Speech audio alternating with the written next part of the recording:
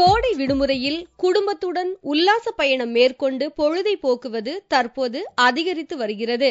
அந்த வகையில் சென்னை தீவுத்திடலில் நடந்து வரும் கோடை திருவிழாவை காண கூட்டம் கூடுகிறது. இங்கு கூவக்கரையோரம் அமைக்கப்பட்டுள்ள தாஜ்மஹாலை பார்க்கவே பார்வையாளர்கள் பெரிதும் விரும்புகின்றனர்.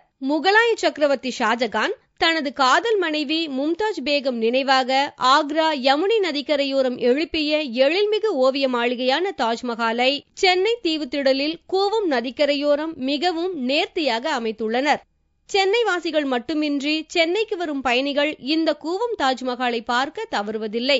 இதை பாக்குறதுக்கு நம்ம ஆக்ரால போய் தான் பார்க்கணும். ஆனா இங்க ரொம்ப நல்லா பண்ணிருக்கிறதுனால லைவா இருக்கு பாக்குறதுக்கு. அப்படியே இது நாங்க கூட சாதாரணமா இருக்கும்னு நினைச்சு பார்த்தோம். ஆனா எக்ஸ்பெக்டேஷன்ஸோட ரொம்ப ஜாஸ்தியா இருக்கு. முழுவதும் செயற்கையாக அமைத்திருந்தாலும் ஆக்ராவில் உள்ள தாஜ்மஹாலை நேரில் கண்டு கழிப்பது போலவே காட்சியளிக்கிறது.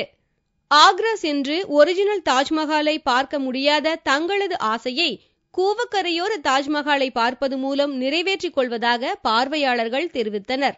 அசல் தாஜ்மஹாலாட்டுமே நல்ல உருவாயிருக்கு. இதை நாங்க போய் பார்க்கணும்னா ஆக்ரால தான் போய் பார்க்கணும். அப்படி இருந்தா கூட இப்படி ஃபேமிலியோட என்ஜாய் பண்ணி பார்க்க முடியாது. எங்களுக்கு ரொம்ப சந்தோஷமா இருக்கு. இந்த தாஜ்மஹாலுக்கு முன்பு குடும்பத்துடன் நின்று பலரும் புகைப்படம் எடுத்துக் கொள்கின்றனர். இதற்கான நுழைவு கட்டணம் குறைவுதான். ஆனால் கோடை திருவிழாவிற்குள் நுழைந்தால் ஒவ்வொரு அரங்கிற்கும் வசூலித்து விடுகின்றனர். திட்டமிட்டு சென்றால் உற்சாகமாக பொழுதை போக்கி வரலாம்.